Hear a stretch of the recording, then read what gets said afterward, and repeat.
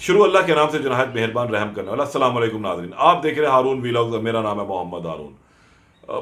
आज हफ्ते का आखिरी दिन है, सैटरडे है, और इस हफ्ते के बिल्कुल शुरू यानी कि पीर के रोज़ सुबह 10 बजे के इंतहाई अफसोसनाक वाक़या पेश आया था, जिसमें एक एसएचओ, एक इंस्पेक्टर पुलिस का अपने मुलाजिम यानी कि अपने कार खास के हाथों जो है गोली लगने से हलाक हो गया था। मैं बात कर रहा हूँ इंस्पेक्टर सैफुल्ला नियाजी खान साहब की और मोटर मैकेनिक अदील के हवाले से। आज उस जगह का मैंने दोबारा विजिट किया। मैं उस जगह पर गया और ये बात फिर कुछ सामने आई, जिस बहुत सारे व्लॉगर्स ने इस पे कुछ चीज़ें बताई हैं, और उनका ये कहना था कि ये बेसिकली 500 रुपये का मामला था, 500 रुपये की लड़ाई झगड़ी का केस था, और फिर मुलजिम अदील ने तैश में आकर जो है गोलियां मार दी, जिस पर इंस्पेक्टर मौके पर ही जाँ बहक हो गया। लेकिन इसके पीछे भी कुछ पहलू जो है वो नज़रअंदाज नहीं किए जा सकते। मैं मोटर मैकेनिक के आज घर भी गया तो उसके घर पर ताले लगे हुए थे, वहाँ पर कोई मौजूद नहीं है।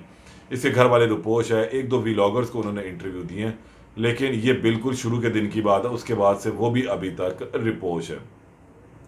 सैफुल्ला नियाजी को जो है उस आबाई गांव के अंदर सुपुर्द खाक कर दिया गया। अब बात करते हैं असल मामला है क्या।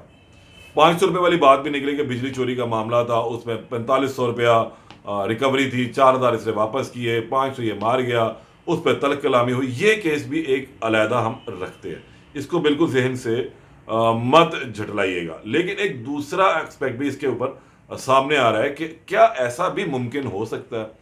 आखिरकार पुलिस ने अपने इस इंस्पेक्टर को शहीद करार क्यों नहीं दिया, और बाकायदा तौर पर एजाज़ के साथ इसका उसको सुपुर्द खाक करने के हवाले को तकरीब क्यों मुनक़द नहीं की गई है। ये कुछ सवालात हैं। उसके बाद एक अहम सवाल ये भी पैदा होता है कि ये जो मुलजिम अदील है ये इसका कार खास भी था, और जो इंस्पेक्टर है वो कुछ अच्छी शोहरत का हामिल शख्स भी नहीं था। महकमे में भी कुछ उसे अच्छे अल्फाज से नहीं गर्दाना जाता था, कोई लोग उसे अच्छे अल्फाज से याद नहीं करते, बद ज़बान बद कलाम, और इसके अलावा और भी बहुत सारे उस पर ऐब इल्ज़ामात जो हैं वो लगते रहे हैं, और कुछ चीज़ें वो अपने हरकत सकनात से भी साबित करता रहा है कि वो कुछ ऐसी हरकत का मालिक था। लेकिन अदील के साथ जो ताल्लुक वो किस नौइयत पर था, ये भी एक अहम चीज़ है। अदील उसके कार खास के तौर पर काम करता था और खुद साख्ता था, वो भी एक निक्का थानेदार था, क्योंकि उसके सैफुल्ला से बड़े अच्छे ताल्लुकात थे, और सैफुल्ला को जो कहता था सैफुल्ला ने करना था, उसके कार खास में था, यानी ख़ास बंदों में से था। ये टर्म कार खास जो है वो इस्तेमाल होती है हर थाने के एसएचओ की, कि उसने अपने कुछ ऐसे बंदे रखे होते हैं जो मुबैना तौर पर इलाके में धाक बिठा के रखते हैं, वो उसके लिए मुखबरियाँ भी करते हैं, और फिर वहाँ से कुछ भत्ता भी इकट्ठा किया जाता है। तो ये एक जो सूरत हाल है वो बनती है। लेकिन अदील के हवाले से मैं आज जब उसके घर गया, उसके मोहल्लेदारों से बात की, एक शख्स मुझे वहाँ मिला तो उसने कहा कि ये 5वीं तक मेरा स्टूडेंट भी रहा है, मैंने इसको पढ़ाया भी है 5 साल, और ये बड़ा अच्छा लड़का है, बहुत समझदार लड़का था, अच्छे अखलाक का था, बहुत धीमा इंसान था। तो भाई अगर ये तमाम चीज़ें थी तो फिर उसकी एक एसएचओ से यारी की वजह क्या थी। जिस क्वार्टर में सैफुल्ला रहते थे उसके बिल्कुल ही नीचे इसकी इलेक्ट्रिशियन की, ऑटो इलेक्ट्रिशियन टाइप एक दुकान है, वहाँ पे ये ट्रैक्टर ट्रॉलियों का काम जो वो किया करता है, मैकेनिक है प्रॉपरली उनका।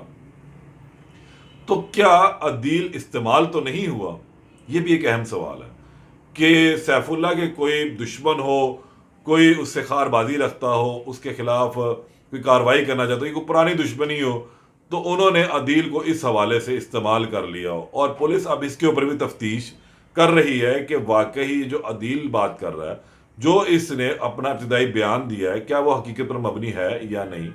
कहीं अदील ने बाहर से सुपारी तो नहीं ली, कहीं चंद पैसों के लिए उसने इंस्पेक्टर को कत्ल तो नहीं कर दिया। तो ये बहुत अहम चीज़ें हैं, इनका भी जवाब मिलना बहुत ज़रूरी है। अदील के घर में जो है उसका बाप है, बहनें हैं, उसकी बीवी है, 2 उसके बच्चे हैं, एक उसकी जो बीवी अभी हामला भी है, 4 से 5 माह में उसके घर एक और नन्हे फूल की आमद भी मुतवक्को है, और वो इसका जेल के अंदर बांधा है। तो ये एक बहुत अहम चीज़ें थी कि अब इन सवालों की तरफ भी पुलिस को तवज्जो देनी चाहिए कि कहीं से कोई ऐसा मामला तो नहीं है कि किसी ने बाहर से सुपारी देकर अदील से एसएचओ को मरवा दिया हो, या फिर वाकई ही को 500 रुपये का ही रौला था, या इसके अलावा कुछ बातें ये भी गर्दिश कर रही हैं कि गालबन एसएचओ साहब कुछ और भी डिमांड कर रहे थे, शायद वो पूरी नहीं कर सका, और फिर इसकी गैरत इस हवाले से जाग जाती है और फिर ये गोलियां उन्हें मार देता है। पुलिस ने मुख्तलिफ पहलुओं के ऊपर तफ्तीश का आगाज़ किया, लेकिन इसके साथ साथ एक अहम सवाल ये भी पैदा होता है कि आखिर पुलिस में ऐसी कितनी भेड़ें मौजूद हैं। ऐसी कितनी काली भेड़ें मौजूद हैं जिनके कार्य खास है।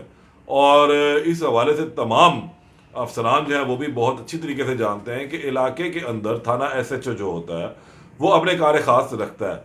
गो के ये कार्य खास रखने की वजह नहीं होती। अगर हम जाएं किसी थाने का विजिट करें, बतौर जर्नलिस्ट हमारा अक्सर जाना होता है, रिटायरिंग रूम के अंदर सिविल कपड़ों के अंदर एक शख्स जो है वो थानेदार साहब के पैर भी दबा रहा होता है, उनका खाना पाने का बंदोबस्त भी कर रहा होता है और ये तमाम काम वो सरंजाम दे रहा होता है। फिर ये इलाके में घूमता रहता है ये काम करने के बाद, और मुमकिन तौर पर जब थानेदार का वहां से तबादला होता है तो फिर ये भी उनके साथ अपने तबादले के तौर पर चला जाता है। ये प्राइवेट लोग होते हैं, इनका पुलिस महकमे से कोई ताल्लुक नहीं होता, कोई इनका रिकॉर्ड नहीं होता। ये इलाके के कंटूटे भी हो सकते हैं, ये आम गरीब लोग भी होते हैं।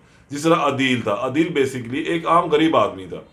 जिस जगह पे ये रहता है वो जगह जाने के काबिल नहीं है, बहुत ही टूटी फूटी बंद रोड के बैक साइड के ऊपर ये के मोहल्ला था जहाँ पर ये रिहाइश पजीर था। और तकरीबन अपनी दुकान से कुछ 4 किलोमीटर अगर हम कहें इसका घर वाक़ है। साइकिल में भी आ सकता है, पैदल भी आ सकता है, मोटरसाइकिल पर भी आ जा सकता है, मतलब मुख्तलिफ तरीके हैं। लेकिन उसका जो घर वो बिल्कुल टूटा फूटा है, बहुत अच्छी हालत में नहीं है। लेकिन उसके बावजूद जाहिर सी बात है कि वो जंपल यहीं की थी, यहीं बड़ा हुआ, यहीं उसने काम शाम सीखा और अपनी चीज़ों को चलाता रहा। तो फिर अब ये इंस्पेक्टर के साथ भी काफ़ी अरसे के साथ मुंसलिक था, उसके तमाम अच्छे और बुरे चीज़ों का जिम्मेदार भी था। तो अब पुलिस को इस हवाले से भी तफ्तीश करनी चाहिए कि अगर इसे पुलिस को इंस्पेक्टर को मारा है तो ये इंस्पेक्टर के किन किन कारनामों के अंदर शामिल था, इंस्पेक्टर के किस लेन देन में इसका हाथ था। क्योंकि अक्सर इसकी कुछ तस्वीर भी सामने आई है जिसमें इंस्पेक्टर के साथ खड़ा पाया गया है, कहीं इसने असला भी थामे हुआ है, ये बावर्दी नहीं बल्कि सिविल कपड़ों के अंदर तीनों मौजूद भी हैं। तो ये चीज़ें भी बड़ी अहम है कि वाकई ही अदील ने उस 500 रुपये के लिए उसको मारा है, या उस रौले में उसकी जो है वो एसएचओ की जान जाती है, या कहीं बाहर से कोई सुपारी वाला मामला है, या फिर इसके अलावा कोई इज्जत के ऊपर हाथ डालने वाला कोई मामला आता है बीच में। तो ये चंद सवाल आते हैं जो तफ्तीश के दौरान बहुत ज़रूरी है, और उसके बाद ही फिर ये बात सामने आ सकेगी कि असल कल्प्रेट इसके अंदर कौन है। क्योंकि जब हम ये व्लॉग करते हैं तो बहुत सारे लोग अदील के हक में बोल रहे हैं और इंस्पेक्टर के हक में कोई नहीं बोल रहा है, इंस्पेक्टर को बुरा भला ही कहा जा रहा है। तो अब महकमा पुलिस के ऊपर भी एक दाग लग रहा है कि वाकई उनके सफ़ों में कुछ ऐसी काली भेड़ थी या नहीं थी, या इंस्पेक्टर के ऊपर लगने वाले तमाम इल्ज़ाम जो हैं वो गलत हैं। तो इस पर पुलिस अगर अपनी तफ्तीश बेहतर अंदाज में करती है तो जाहिर सी बात है कि फिर ये दाग भी धुल सकते हैं, और वाकई अदील के अभी ऊपर जो लगे इल्ज़ाम हैं, जो अदील के ऊपर भी इल्ज़ाम है कि वो कार्य खास के तौर पर चलता है, तो वो भी क्लियर हो जाए कि वाकई ऐसी कोई सूरत हाल थी या नहीं थी, और अदील ने तैश में आके ज़ाती रंजिश में इंस्पेक्टर को मारा, और उसके बाद बचने के लिए ये ड्रामा भी रचाया जा रहा है कि इसके वालिद को या उसे गंदी गलीज गालियाँ दी गई थी। बहरहाल अब तफ्तीश के बाद कुछ चीज़ें सामने आएंगी, उस पर आपको दोबारा आगाह करूँगा। तब तक के लिए इजाज़त दें, अल्लाह निगहबान।